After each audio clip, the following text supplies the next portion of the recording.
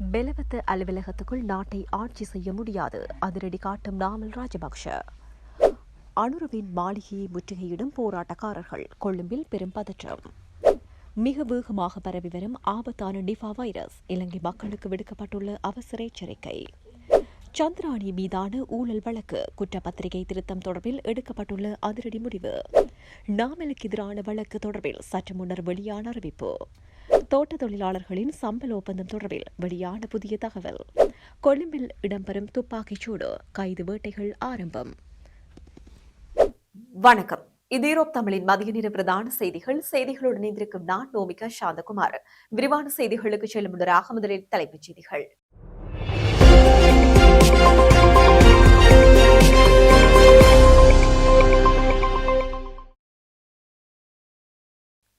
இனி தொடர்பான விரிவான செய்திகள். பெலவத்த அலுவலகத்திற்குள் இருந்து கொண்டு நாட்டை ஆட்சி செய்ய முடியாது என ஸ்ரீலங்கா பொதுஜன பெரமுனவின் தேசிய அமைப்பாளரும் நாடாளுமன்ற உறுப்பினருமான நாமல் ராஜபக்ஷ தெரிவித்துள்ளார். இந்நிலையில் கொழும்பில் வியாழக்கிழமை ஊடகங்களுக்கு கருத்து வெளியிடும் போதே அவர் இந்த விடயத்தை குறிப்பிட்டுள்ளார். இது தொடர்பில் அவர் மேலும் தெரிவிக்கையில், மக்கள் மத்தியில் தமக்கு எதிரான நிலைப்பாடுகள் அதிகரித்து வருகின்றது என்பதை இந்த அரசாங்கம் இப்போதுதான் உணர ஆரம்பித்துள்ளது. அவ்வாறிருந்தும் அரசாங்கம் மக்களின் எதிர்பார்ப்புகளை நிறைவேற்றுவதில் அவதானம் செலுத்துவதை விடுத்து எம்மை கைது செய்வதிலேயே முழு கவனத்தையும் செலுத்திக் கொண்டிருக்கிறது. காவல்துறை அதிபரும் பெலவத்தையில் இருந்தே காவல்துறையினரை நிர்வகித்துக் கொண்டிருக்கின்றார். அதனால்தான் அவரால் ஒழுங்கமைக்கப்பட்ட குற்றச்செயல்களில் ஈடுபடுபவர்களை கைது செய்யவோ அவற்றை கட்டுப்படுத்தவோ முடியாமல் உள்ளது. டித்வா புயலால் பாதிக்கப்பட்டோருக்கு வழங்கப்பட்ட காசோலைகள் செல்லுபடியற்றே ஆகியுள்ளன. உண்மையில் நாடு இந்த ஆட்சியில் தான் வங்குறுத்தடைந்துள்ளது. நாட்டின் எந்தவொரு ஜனாதிபதியும் வாழ்க்கை முறைமை தொடர்பில் நாம் குற்றச்சாட்டுகளை முன்வைக்கவில்லை. ஜனாதிபதி அனுரகுமார் திசாநாயக்க பாதுகாப்புடன் நடைபயிற்சி செய்வதாக அவர் மீது எம்மால் குற்றம் சுமத்த முடியாது. அவர் ஒரு நாட்டின் ஜனாதிபதி என்ற ரீதியில் அவரது பாதுகாப்பு உறுதிப்படுத்தப்பட வேண்டும் என்பதை நாம் ஏற்றுக்கொள்கின்றோம். அதேபோன்றுதான் ஏனைய முன்னாள் ஜனாதிபதிகளினதும் பாதுகாப்பு உறுதிப்படுத்தப்பட வேண்டும். முன்னாள் ஜனாதிபதிகளை அரசியல் பழிவாங்கலுக்கு உட்படுத்தப்படுவதற்காக இந்த அரசாங்கம் அவர்களுக்கு எதிராக சட்ட நடவடிக்கைகள் எடுக்குமானால் இனிவரும் எந்தவொரு ஜனாதிபதியும் நாட்டுக்காக தீர்க்கமான முடிவுகளை எடுக்க முன்வர மாட்டார்கள். நாட்டை பாதுகாக்க வேண்டுமெனில் போக்குவரத்து அரசியல் எம்மால் தனித்து பயணிக்க முடியாது. பெலவத்தை அலுவலகத்திற்குள் இருந்து கொண்டு நாட்டை ஆட்சி செய்ய முடியாது. தற்போது சட்டம் அதிபர் மீது குற்றச்சாட்டுகள் முன்வைக்கப்படுவதை போன்று முன்னர் சில நீதியரசர்கள் மீதும் குற்றச்சாட்டுகள் முன்வைக்கப்பட்டுள்ளமை குறிப்பிடத்தக்கது. தற்போது இலங்கையில் கடந்த சில நாட்களாக ஜனாதிபதி செயலகம் முன்பாக பெரும் பதற்றமான சூழ்நிலை நிலவி வருகிறது.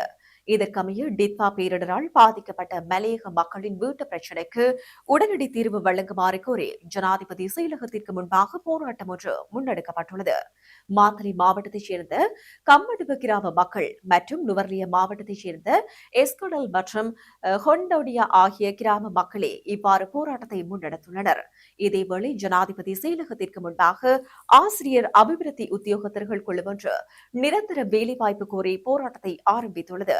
இந்த விடயத்திற்கு மீண்டும் பரீட்சை எழுதினால் அதற்கான வேலை வாய்ப்புகள் கிடைக்கும் என ஜனாதிபதி குறிப்பிட்டுள்ளார்.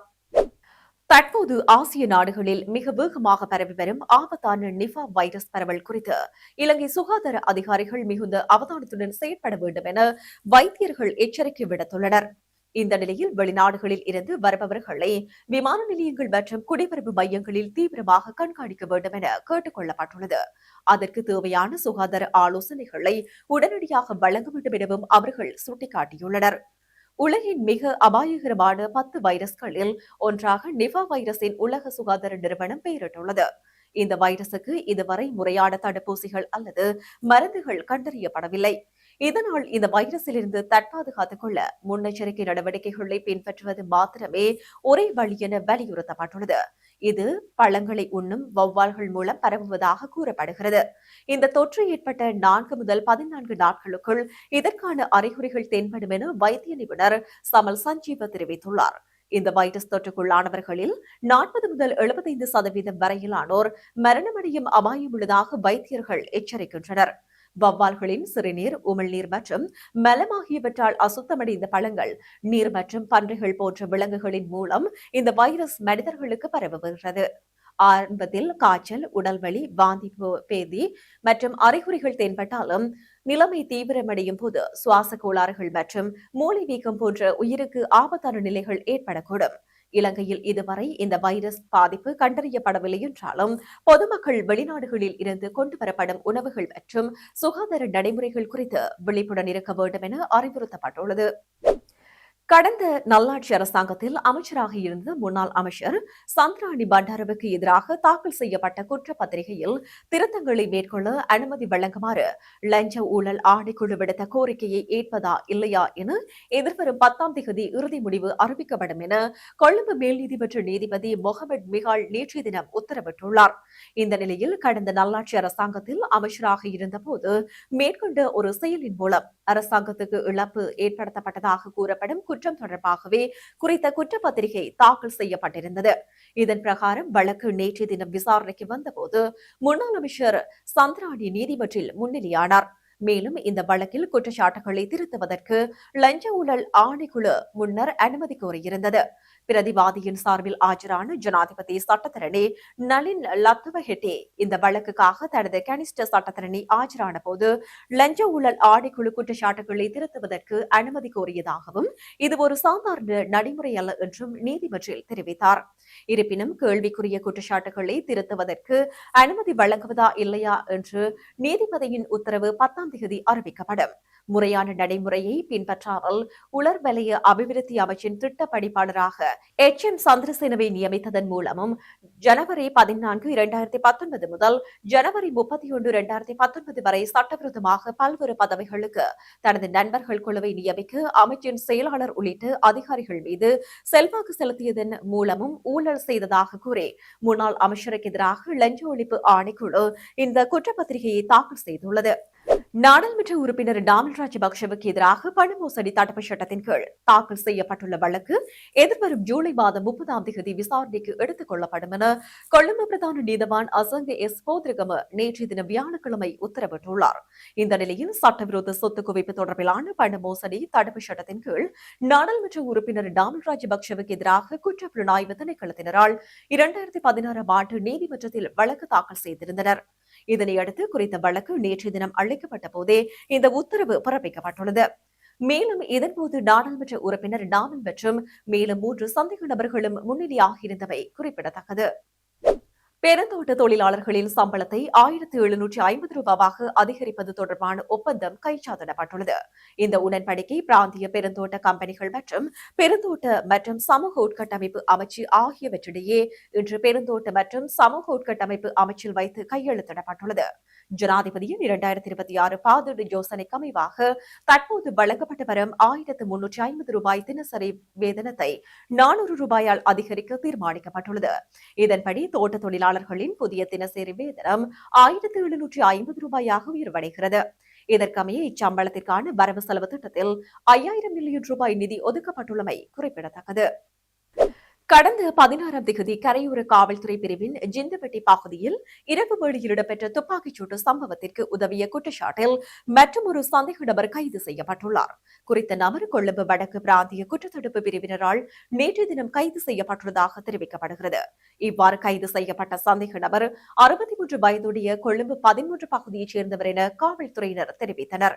இந்த துப்பாக்கிச்சூட்டில் 44 வயதுடைய நபர் ஒருவர் உயிரிழந்துள்ளதுடன் சிறுவன் மற்றும் சிறுமியொருவர் காயமடைந்து கொழும்பு ரிச்வே சீமாட்டி சிறுவர் வைத்தியசாலையில் அனுமதிக்கப்பட்டனர். முச்சக்கர வண்டியில் வந்த குழுவினரே இந்த துப்பாக்கிச்சூட்டை நடாத்திவிட்டு தப்பிச் சென்றதாக ஆரம்பகட்ட விசாரணைகளில் இருந்து தெரிய வந்துள்ளது. அதன்படி இந்த துப்பாக்கிச்சூட்டுடன் தொடர்புடைய குறித்த சந்தேக நபர் விசாரணை அதிகாரிகளால் ஹெட்டியாவத்த பகுதியில் நேற்றைய தின பகல் வேளை கைது செய்யப்பட்டதுடன் இதன்போது முச்சக்கர வண்டியொன்றும் காவல்துறையினரால் கைப்பற்றப்பட்டுள்ளது. அவர் இன்று புதுக்கடை பிரதான நீதிமன்ற நீதிமன்றில் முன்னிலைப்படுத்தப்படவுள்ளார். மேலும் குறித்த சம்பவம் தொடர்பிலான மேலதிக விசாரணைகளை கரையோர காவல்துறையினர் முன்னெடுத்து வருகின்றனர். தற்போது யாழ் சர்வதேச விமான நிலையத்தின் அபிவிருத்தி பணிகள் தீவிரமாக முன்னெடுக்கப்பட்டு வரும் நிலையில் புதிய விமான சேவைகள் தொடர்பில் ஆராய்ந்து வருவதாக கடற்றொழில் அமைச்சர் ராமலிங்கம் சந்திரசேகர் தெரிவித்துள்ளார். இதுகுறித்து அவர் மேலும் தெரிவிக்கையில், அரசாங்கம் என்ற வகையில் நாட்டினுடைய அபிவிருத்தியை எந்த தடைகளும் இல்லாமல் மேற்கொண்டு வருகின்றோம். அந்த வகையில் யாழ்ப்பாணம் சர்வதேச விமான நிலையத்தில் பொதுமக்கள் காத்திருப்பு பகுதி வேலைகள் முடிவெறும் தருவாயில் உள்ள நிலையில் அடுத்த கட்ட செயற்பாடுகள் தொடர்பில் கவனம் செலுத்தி வருகின்றோம். கடந்த அரசாங்கத்தில் குறித்த விமான நிலையம் ஆரம்பிக்கப்பட்டாலும் முழுமையான விமான நிலையமாக மாற்றம் பெறாத நிலையில் எமது அரசாங்கம் அதனை முழுவீச்சில் செயற்படுத்தி வருகிறது.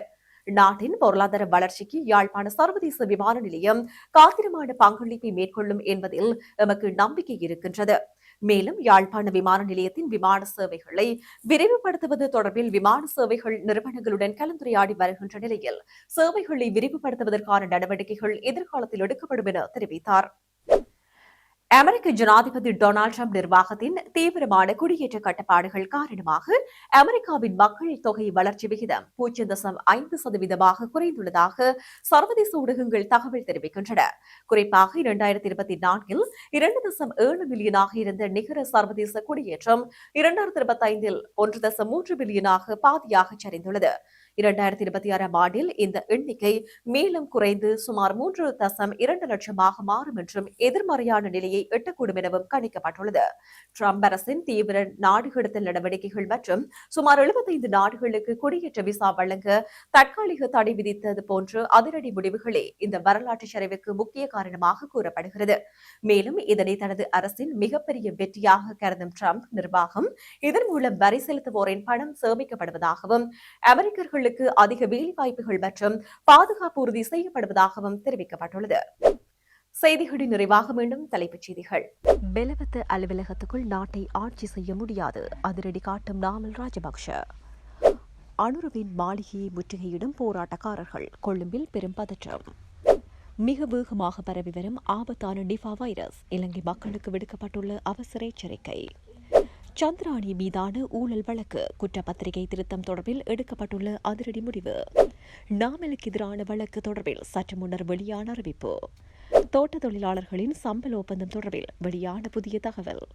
கொழும்பில் இடம்பெறும் துப்பாக்கிச் சூடு, கைது வேட்டைகள் ஆரம்பம். இத்துடன் ஈரோப் தமிழின் மதிய நேர பிரதான செய்திகள் நிறைவு பெற்றன. வணக்கம்.